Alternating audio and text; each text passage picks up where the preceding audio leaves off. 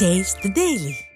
கடலூர் மாவட்டம் வேப்பூர் பகுதியில் அனுமதியின்றி பதுக்கி வைத்திருந்த நாட்டு வெடிகள் சிக்கின. வேப்பூர் பகுதியில் செயல்பட்டு வந்த தனியார் பட்டாசு கடையில் எவ்வித அனுமதியும் இன்றி வைத்திருந்த 10 மூட்டைகள் கொண்ட நாட்டு வெடிகள் பறிமுதல் செய்யப்பட்டன. திறனற்ற ஸ்டாலின் ஆட்சியில் சட்டவிரோத செயல்கள் அதிகரித்து வருவதாக பொதுமக்கள் விமர்சிக்கின்றனர். கடலூர் மாவட்டம் சிதம்பரம் சுற்றுவட்டார பகுதிகளில் விட்டு மழை பெய்ததால் தீபாவளி விற்பனை பாதிக்கப்பட்டதாக வியாபாரிகள் கவலை தெரிவித்துள்ளனர். காலையில் இருந்து வானம் மேகமூட்டத்துடன் காணப்பட்ட நிலையில் பிற்பகலில் இருந்து சிதம்பரம் மற்றும் அதன் சுற்றுவட்டார பகுதிகளில் பரவலாக மழை பெய்தது. தீபாவளி பண்டிகைக்கு இன்னும் சில தினங்களே உள்ள நிலையில் தொடர்ந்து பெய்த மழையால் விற்பனை பாதிக்கப்பட்டதாக வியாபாரிகள் வேதனை தெரிவித்தனர்.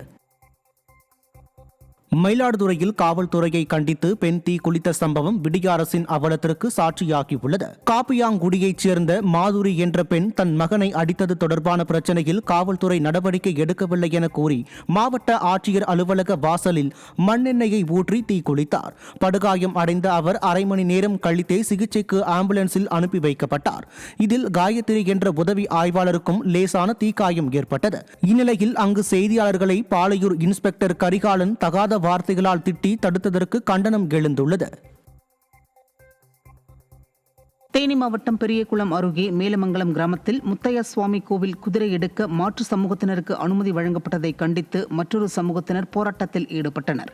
மாற்று சமூகத்தினரும் குதிரை எடுக்க உயர்நீதிமன்ற மதுரை கிளை அனுமதி அளித்த நிலையில் குறிப்பிட்ட சமூகத்தினர் தங்களது பாரம்பரிய உரிமையை விட்டுக் கொடுக்க முடியாது என போராட்டத்தில் ஈடுபட்டனர்.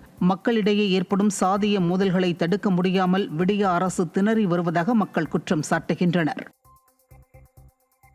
மதுரை எல்லிஸ் நகர் கென்னட் சாலையில் உள்ள மாநகராட்சி குப்பை தொட்டியில் ஊசி, பேண்டேஜ், பஞ்சு போன்ற மருத்துவ கழிவுகள் கொட்டப்பட்டது அதிர்ச்சியை ஏற்படுத்தியுள்ளது. மதுரை மாநகரின் பொதுவெளிகளில் தொடர்ந்து இதுபோன்ற மருத்துவ கழிவுகள் கொட்டப்படுவதாகவும் இதுகுறித்து பலமுறை புகார் அளித்தும் மாநகராட்சி நிர்வாகம் கண்டு கொள்ளவில்லை என்றும் பொதுமக்கள் குற்றம் சாட்டினர். இதனிடையே தனியார் கருத்தரித்தல் மையம் மருத்துவ கழிவுகளை கொட்டியது தெரிய வந்ததை அடுத்து 50,000 அபராதம் விதிக்கப்பட்டது. மாநகராட்சி நிர்வாகத்தின் அலட்சியத்தால் சுகாதார சீர்கேடு ஏற்படும் என மக்கள் வேதனை தெரிவித்தனர். ஈரோட்டில் இலவச வேட்டி சேலைக்கான உற்பத்தி ஆர்டர் குறைக்கப்பட்டதை கண்டித்து மாவட்ட ஆட்சியர் அலுவலகத்தில் தமிழ்நாடு விசைத்தறி சங்கங்களின் கூட்டமைப்பினர் மனு அளித்தனர். ரேஷன் அட்டைதாரர்களுக்கு வழங்குவதற்காக கடந்த ஆண்டு தமிழக அரசு கொள்முதல் செய்ததில் 64 லட்சம் வேட்டி சேலைகள் தேக்கமடைந்தது. இதனால் இந்த ஆண்டு 1,13 லட்சம் வேட்டி சேலைகள் மட்டுமே உற்பத்தி இலக்கு நிர்ணயித்து அரசாணை வெளியிட்டது. 64 லட்சம் இலவச வேட்டி சேலைகள் குறைக்கப்பட்டதால் தங்களது வாழ்வாதாரம் பாதிக்கப்பட்டுள்ளதாக விசைத்தறி உற்பத்தியாளர்கள் வேதனை தெரிவித்துள்ளனர். கடந்த ஆண்டு பாராளுமன்ற தேர்தல் வந்ததுனால உற்பத்திக்கான அரசாணை தாமதமாக வந்தது. அதனால் நாங்கள் உற்பத்தியும் தாமதமாக முடிக்கக்கூடிய சூழல் வந்ததுனால ஒரு 64 லட்சத்துக்கு மேற்பட்ட வேஷ்டி மற்றும் சேலைகள் போன ஆண்டு பொதுமக்களுக்கு கொடுக்க முடியாத சூழ்நிலையில் அது இருப்பாக வைக்கப்பட்டது. அந்த இருப்பாக வைக்கப்பட்ட வேஷ்டி சேலையை இந்த வருஷம் ஓப்பனிங் ஸ்டாக்காக எடுத்துக்கிட்டு 1,77 லட்சம் வேஷ்டி 1,77 லட்சம் சேலையில் 64 லட்சத்துக்கு மேற்பட்ட வேஷ்டி சேலைகளை குறைத்து உற்பத்தி செய்ய இலக்கு நிர்ணயிக்கப்பட்டிருப்பதால் ஜனவரி 5ஆம் தேதி வரைக்கும் கிடைக்கக்கூடிய எங்கள் வேலைவாய்ப்பு தற்பொழுது பாவு காலியாகி விசைத்தறி நெசவாளர்களுக்கு வேலைவாய்ப்பு வழங்க முடியாத சூழல் ஏற்பட்டிருக்குது. திருவள்ளூர் அருகே மாற்றுத்திறனாளிகளுக்கான உதவித்தொகை மற்றும் 3 சக்கர சைக்கிள் வழங்க நீண்ட நாட்களாக கோரிக்கை வைத்தும் அதிகாரிகள் நடவடிக்கை எடுக்கவில்லை என முதியவர் குற்றம் சாட்டியுள்ளார். சாலை விபத்தில் 2 கால்களும் செயலிழந்த 70 வயதான ஜெயராமன் என்பவர் தனக்கு மாற்றுத்திறனாளிகளுக்கான உதவித்தொகை மற்றும் 3 சக்கர சைக்கிள் கேட்டு பல முறை விண்ணப்பித்தும் இதுவரை வழங்காமல் அதிகாரிகள் அலைக்கழித்து வருவதாக குற்றம் சாட்டியுள்ளார். விடிய ஆட்சியில் மாற்றுத்திறனாளிகள் நலன் புறக்கணிக்கப்படுவதாக பாதிக்கப்பட்டோர் குற்றம் சாட்டுகின்றனர். சென்னை திருவொற்றியூரில் ஆட்டோ ஓட்டுநர் உள்ளிட்ட 2 பேரை அரிவாளால் வெட்டிய சிறுவன் உள்ளிட்ட 3 பேர் சிக்கினர்.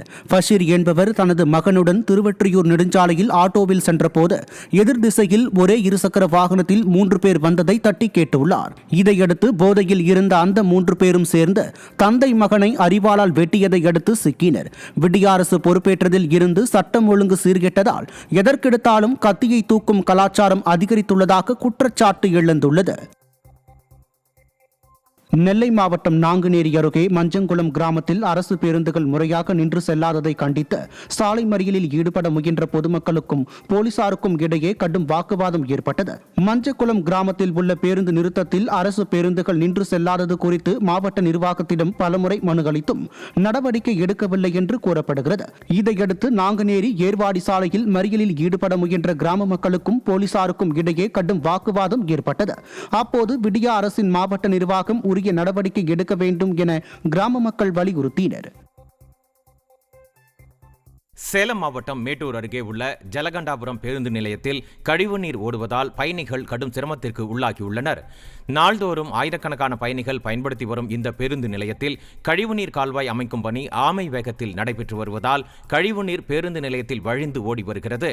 இதனால் அப்பகுதியில் கடும் துர்நாற்றம் வீசி வருவதுடன் நோய் தொற்றும் ஏற்படும் அபாயம் உள்ளதாக பயணிகள் குற்றம் சாட்டியுள்ளனர். கரூர் மாவட்டம் குளித்தலை ரயில்வே கேட் பழுதானதால் 1 மணி நேரத்திற்கும் மேலாக போக்குவரத்து பாதிக்கப்பட்டது. ரயில்வே கேட் மீது சரக்கு வாகனம் ஒன்று மோதியதில் ரயில்வே கேட் பழுதானது. இதன் காரணமாக அணிவகுத்து நின்ற வாகனங்களால் போக்குவரத்து நெரிசல் ஏற்பட்டு வாகன ஓட்டிகள் கடும் அவதியடைந்தனர். குளித்தலை பகுதி மக்களின் நீண்ட நாள் கோரிக்கையான குளித்தலை ரயில்வே மேம்பாலம் பணிகளை அரசு உடனடியாக தொடங்க வேண்டும் என கோரிக்கை எழுந்துள்ளது. திருப்பத்தூர் மாவட்டம் ஆம்பூர் செல்லும் தேசிய நெடுஞ்சாலை மற்றும் வாணியம்பாடி ஆலங்காயம் செல்லும் முக்கிய சாலைகளில் தொடர்ந்து 4 நாட்களுக்கும் மேலாக தேங்கி நிற்கும் மழை நீரால் வாகன ஓட்டிகள் கடும் அவதியடைந்து வருகின்றனர். வாணியம்பாடி சுற்றுவட்டார பகுதிகளில் மழை பெய்த நிலையில் கடந்த 4 நாட்களாக குளம் போல மழைநீர் தேங்கியுள்ளது. முக்கிய சாலைகளில் கூட மழைநீர் வெளியில் செல்ல வழிவகை செய்யாமல் கோட்டை விட்டு ஃபெயிலியர் மாடல் அரசாக ஸ்டாலின் அரசு உள்ளதாக பொதுமக்கள் விமர்சிக்கின்றனர்.